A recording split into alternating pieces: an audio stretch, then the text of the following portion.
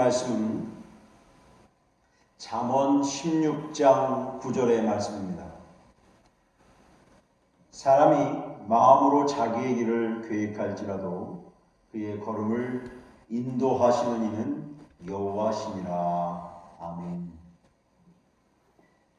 사랑하신 능서가족 여러분, 지난 2020년도를 주연의 가운데 보낼 수 있었고 새로운 21년도를 맞이하게 되었습니다. 올해는 신축년이라고 합니다. 힘소의 해라고 그렇게 명명을 합니다. 소는 걸음은 느리지만 큰 몸짓으로 힘든 일을 묵묵히 잘 감당할 수 있고 우직하면서 편안함과 근면과 자기 희생을 나타내는 동물이라고 합니다. 또 시골에서는 큰 재산이 되기도 했습니다. 우리는 지난 1년을 참 어두운 터널을 통과했습니다. 많은 시련들과 또 고통의 시간들을 보낸 것도 사실입니다. 소설가인 김연수라고 하는 작가는 이런 글을 썼습니다. 그래도 희망을 품어야 합니다. 나는 그래도 무관하다. 눈에도 바람에도 지지 않기를 바란다. 비에도 지지 말고 바람에도 지지 말아라.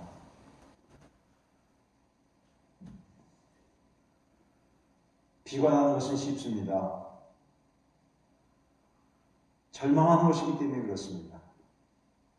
그러나 우리는 힘든 것, 고통스럽고 괴롭지만 희망을 품는 일입니다. 눈물뿐일지라도 그 희망을 놓지 않는 것입니다.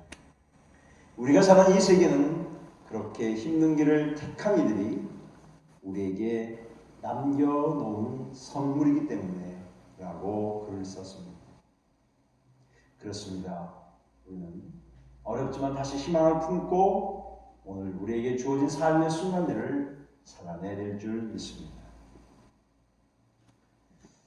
오늘 성경은 이렇게 이야기하고 있습니다. 너희의 마음을 잘 다스리는 지혜가 필요하다. 마음이란 것은 사람의 지식과 감정과 의지에 또 모든 정신활동이 이루어지는 것이 마음입니다. 성경에서는 마음은 뭐라고 설명했냐면 하나님이 역사하는 곳이라고 했습니다. 인간 내면의 가장 중심지가 마음입니다. 하나님은 우리의 마음을 감찰하신다고도 말씀하셨습니다. 인간의 마음을 감찰하신 하나님께서 말씀하실 때에 우리에게 빛의 마음을 주셔서 믿음을 갖게 합니다. 인간의 마음은 한 사람의 내면의 삶 전체를 묘사하는 단어이기 때문에 그렇습니다.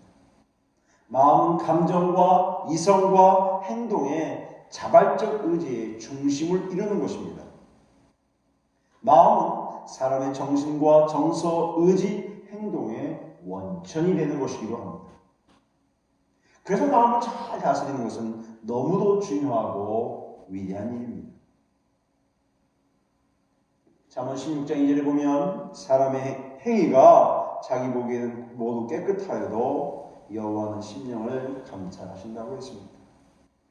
시편의 시인은 우리에게 하나님 순전한 마음을 갖기를 원했고 신명기서는 너희들이 온 마음을 다하여 하나님의 명령을 지키라고 했습니다. 그리고 너희들의 마음의 할례를 하라고 했습니다. 에스겔 선지자는 하나님 우리에게 돌같은 마음이 부드러운 마음으로 바뀌어 달라고 기도하기도 했습니다. 하나님은 우리의 마음에 안주하십니다.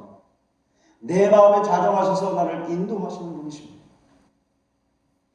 사람들은 이 땅에 살면서 자기 나름대로 다 인생의 꿈과 계획을 갖고 있습니다. 그러나 그 걸음을 인도하시는 분이 하나님이시라고 성경은 말씀합니다. 하나님께서 우리의 걸음을 인도하시고 우리의 삶의 순간순간을 도우신다고 말씀하셨습니다. 그러게 성경은 말합니다. 너의 행사를 여호와께 맡기라. 그리하면 내가 경영하는 것을 이루어 주시겠다고 말씀했습니다. 하나님이 내 인생을 주관하셔서 오늘도 나의 삶을 도와주십니다. 그러기에 우리는 늘 주님께 의탁하고 순종하고 맡기고 신뢰하고 살아가야 합니다. 그래서 이 세상 가운데 참 지혜로운 사람은, 가장 인생을 잘 사는 사람은 나의 삶을 주님께 맡겨드리는 것입니다. 우리는 우리의 마음을 다스리는 지혜가 필요합니다. 그런데 그 지혜는 누가 주셨냐면 성령님께서 허락하시는 것입니다. 지혜는 이 세상의 어떤 것보다도 소중한 가치입니다.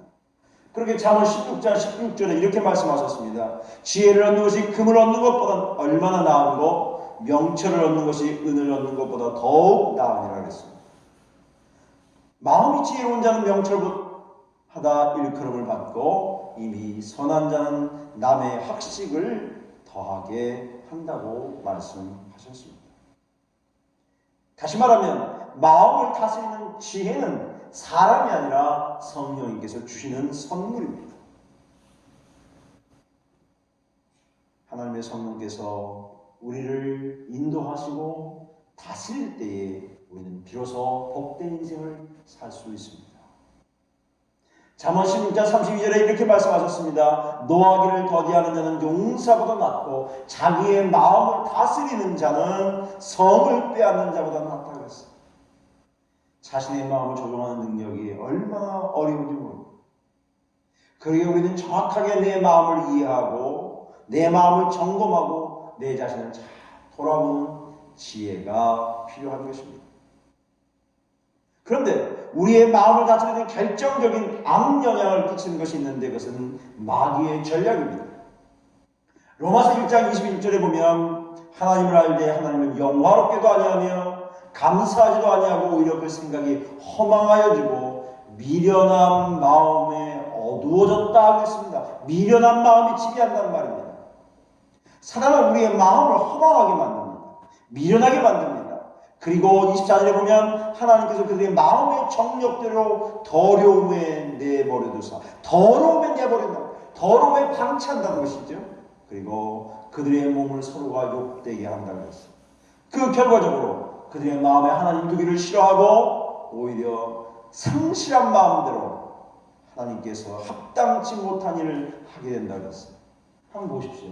미련한 마음이 그를 지배합니다. 그래서 정욕대로 내 삶을 방치합니다. 그 결과 상실한 마음이 나를 지배하게 된다는 것이에요. 그래서 하나님을 떠나게 되고 하나님과 관계를 단절하고 결과적으로 하나님 없이 살아가는 비참한 인생을 살아내는 것이죠. 하나님을 떠나보는 인생은 얼마나 비참하고 허무한지 모릅니다. 그 마음에 어떤 것으로 채울 수가 없습니다. 참된 기쁨과 평화를 경험하기 어렵습니다. 늘 고통과 상실의 아픔 속에 살아갑니다. 낙원을 잃어버리게 되는 것이죠. 그러기에 하나님의 보호와 돌봄의 대상에서 죄되는 것입니다. 여러분, 사람은 누군가의 관심의 대상에서 예외된다는 것이 얼마나 고통스러운지 모릅니다. 거기에서 소외를 느끼고 외로움을 느끼고 자신의 벌거벗은 모습을 보게 됩니다. 탕자가 아버지의 품을 떠나서 나름대로 인생의 멋진 꿈을 꾸었지만 그에게 남은 것이 무엇이 남았습니까? 아버지의 품을 떠난 결과 그에게는 너무도 인생이 혹독했습니다. 누구 하나 그를 돌봐줄 일도 없었고 누구 하나 그의 관심의 대상이 될 수 없습니다. 그저는 철저히 고립과 외로움과 홀로 있음의 아픔을 혼자 스스로 감당해야 했습니다. 하나님의 관계를 단절하고 하나님과 관계를 잃어버린 순간 우리는 너무도 깊은 나락에 떨어진다는 것을 기억해야 합니다. 물론 우리가 하나님과 1대1 대면하기 위해서 고독함의 시간이 필요합니다. 기도하고 하나님 앞에 대해서 정직한 본 시간이 필요하지만 그것도 잠깐이어야 합니다. 우리는 다시 하나님의 사랑 안에서 하나님 품 안에서 하나님과 동행하는 삶, 그 인생을 사는 것이 우리의 모습이어야 합니다. 그 안에 행복함이 있고 그 안에 기쁨이 있고 그 안에 삶의 희열이 있고 함께 살아가는 삶의 가치가 있습니다. 그래서 우리 인생의 삶은 하나님과 관계 속에서 얻어지는 축복을 누려야 합니다. 이것을 무시하거나 도외시한다든지 이것을 외면해서는 안 됩니다.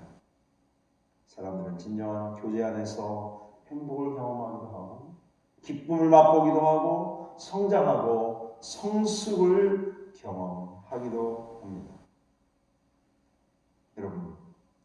여러분의 마음이 정말 하나님과 가까이 하는 하나님 앞에 친밀한 마음을 갖고 올 한 해를 살아갈 수 있기를 주님의 이름으로 축복합니다. 여러 가지 삶의 순간순간들이 우리를 힘들게 만들지만 하나님은 여러분을 결코 버리지 않으시고 여러분의 인생 속에 찾아와 주셔서 놀라운 은혜를 주시기를 원합니다. 우리나라의 정신의학계에 영향을 많이 끼친 분 중에 이무석이라고 하는 교수님이 계십니다. 그것은 명저들이 많이 있는데 특히 마음이라는 책이 있습니다. 아주 읽기도 쉽고 정신의학적인 그 이야기인데도 아주 쉽게 잘 설명을 했습니다. 제가 올해 이 마음에 대한 설교를 좀 해야 된다는 생각 때문에 오래전에 읽었지만 다시 그 책을 정독을 여러 시간을 들여서 했습니다. 제가 그 책을 보면서 이런 마음이 생겼습니다. 우리의 마음은 참 소중하다. 그런데 이 마음은 상처받기도 쉽고 깨어지기도 쉽고 아픔을 잘 수용하는 데는 한계가 있다. 그러나 우리는 이 땅에 살면서 상처를 안 받을 수 없고 스트레스를 안 받을 수는 없습니다. 그래서 우리는 어떻게 내게 주어진 삶의 그 순간순간들을 어떻게 이 믿음으로 승화하고 이것을 대체하고 하나님이 주신 은혜로 바꿀 수 있는 것을 찾아야 되겠다. 그것이 가장 내 마음을 위로할 수 있는 것이 무엇이냐면 첫째는 하나님과의 친밀성이요, 두 번째는 사랑하는 사람과 함께하는 것이요, 나의 연약함을 다 인정하고 하나님의 도움을 청하고 아프면 아프다고 힘들면 힘들다고 내가 너무 지쳐있으면 지쳐있다고 누군가에게 손을 내미는 일입니다. 그럴 때 다시 위로를 얻고 용기를 얻고 새로운 삶을 회복할 수 있다고 마음이라는 책에서 이무석 교수는 이야기를 하고 있습니다. 그렇습니다. 여러분이 올 한 해 살아오는 동안에 정말 많은 일들이 있었습니다. 그러나 하나님께서 여러분을 여기까지 인도해 주셨습니다. 저는 오늘 이 잠언에 있는 말씀을 중심으로 해서 우리가 새로운 2021년도를 과연 어떻게 살아내야 할 것인가, 어떠한 모습으로 견뎌내야 할 것인가. 여러분이 잘 아는 대로 코로나19라고 하는 무서운 적이 우리 앞에 있고 우리는 그것 때문에 매일매일 힘들어하며 우리의 일상의 모든 것을 많이 포기하면서 지금까지 지내왔습니다. 그렇지만 오늘 이 말씀 앞에서 저와 여러분이 새해를 시작하면서 적어도 우리의 마음속에 이러한 결단을 갖고 살아가면 우리는 충분히 이 어려움들을 이겨내고 그때 하나님께서 도와주셔서 우리가 잘 극복했다고 하는 신앙의 고백과 간증을 하는 순간들이 찾아오리라고 믿습니다. 그렇지만 여러분이 몇 가지 마음에 명심해야 할 것이 있습니다. 그 첫째가 내 삶의 우선을 정확하게 정하는 일입니다. 이 세상을 살아가면서 우리는 모든 것을 다 할 수도 없습니다. 모든 것을 다 관심을 가질 수는 없습니다. 그래서 내 인생 속에서 우선을 정해서 하는 것이 중요합니다. 우리는 참 복잡하고 다양한 인생을 살아갑니다. 너무도 얽히고 섞인 것들이 많이 있습니다.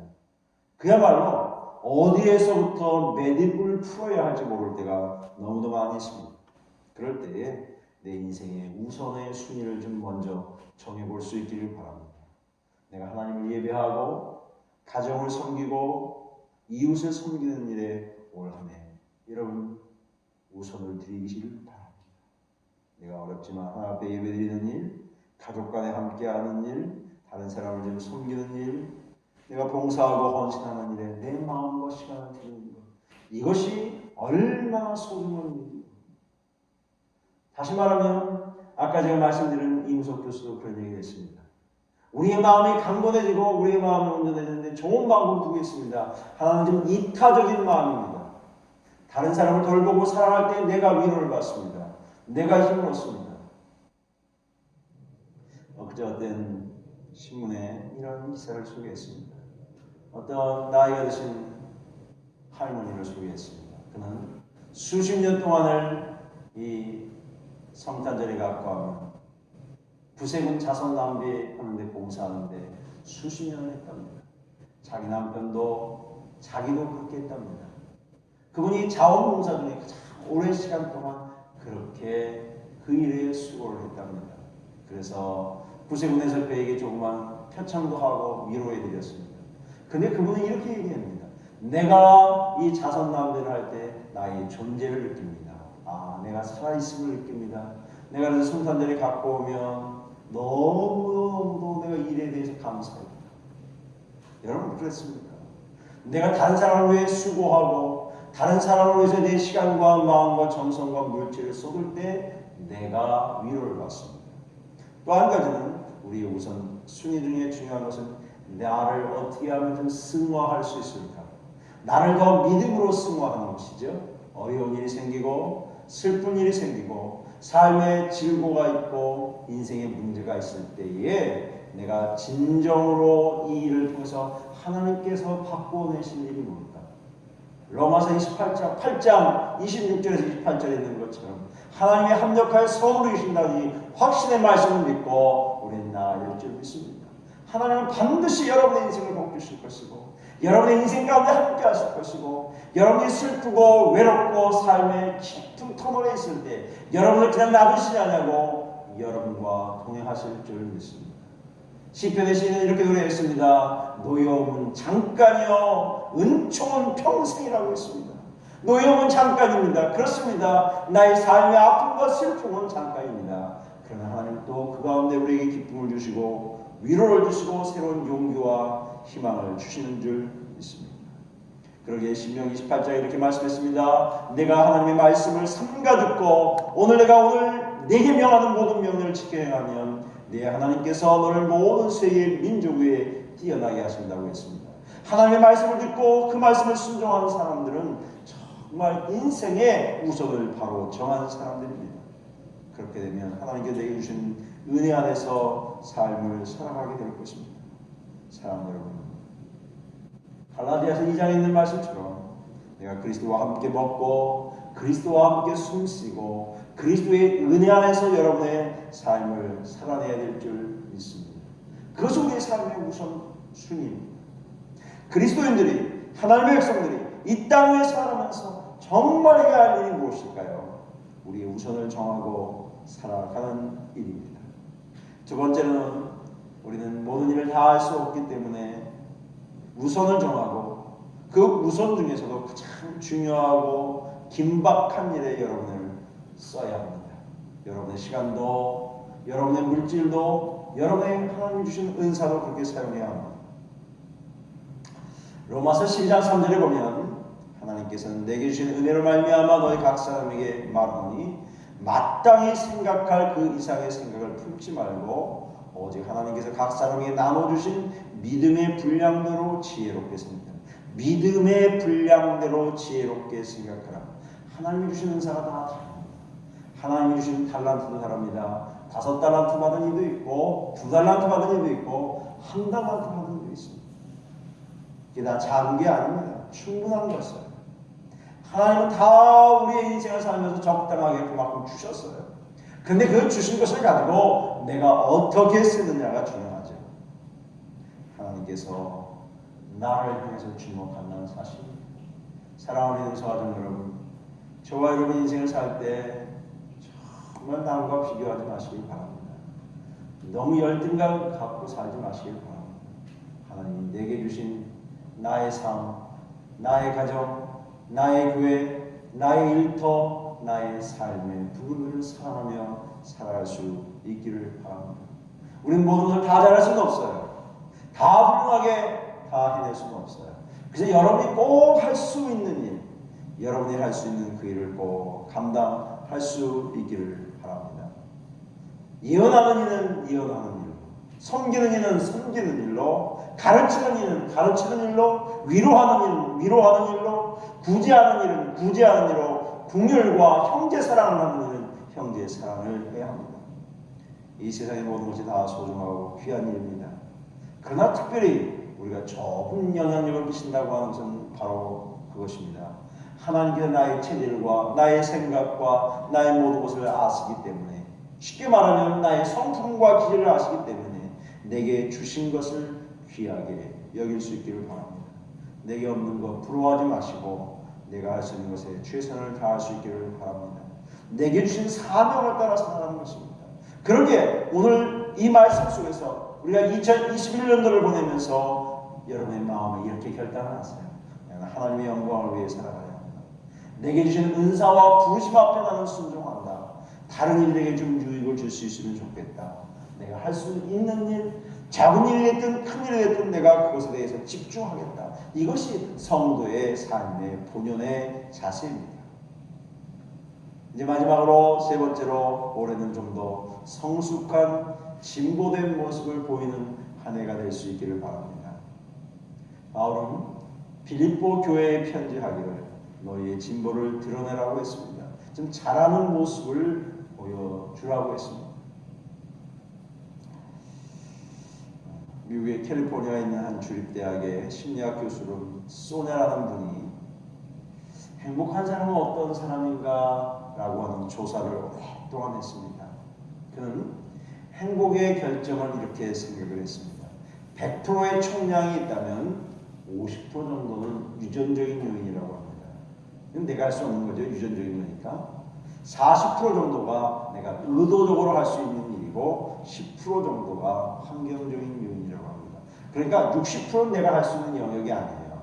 내가 할 수 있는 40% 정도인데 그 40%를 가지고 내가 의도적으로 나를 어떻게 만들 것인가. 내가 이 40%에 따라서 인생이 결정된다고 그는 글을 썼어요. 사도 바울은 데살로니가 교회를 향해서 이렇게 말씀합니다. 항상 기뻐하십시오. 쉬지 말고 기도하십시오. 범사에 감사하십시오. 이것이 여러분이 해야 할 하나님이 주신 하나님의 뜻이라고 말씀을 하셨습니다. 여러분이 할 수 있는 이 40%를 통해서 우리의 인생은 결정이 됩니다.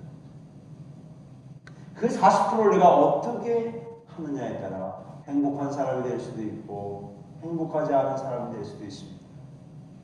여러분, 우리는 어떻게 하면 좀 성숙해질 수 있을까요? 그래서 바울은 디모데를 향해서 이야기합니다. 누구든지 내 연수함을 업신여기지 못하게 하고 말과 행실과 사랑과 믿음과 정절에 대하여 믿는 자에게 본이 되어라. 그리고 이 모든 일에 전심전력하여 너의 성숙함을 모든 사람에게 나타내라. 그러면 성숙해지는 재료가 무엇일까요? 우리가 음식을 할 때도 좋은 재료가 필요하지 않겠어요? 아무리 훌륭한 셰프도 재료가 없이는 만들 수 없잖아요. 여러분이 성숙해지는 재료가 과연 무엇일까요? 그 재료는 적어도 한 서너 가지가 있어요. 그 첫째는 말씀을 묵상하는 일이에요. 늘 하나님 말씀을 묵상하는 일이에요. 말씀 앞에 나를 들여다보는 일이에요. 말씀 앞에 자신을 좀 객관화하는 일이에요. 두 번째는 늘 일상의 삶에 절제와 인내가 필요하죠. 절제하고 인내하는 것이 필요해요.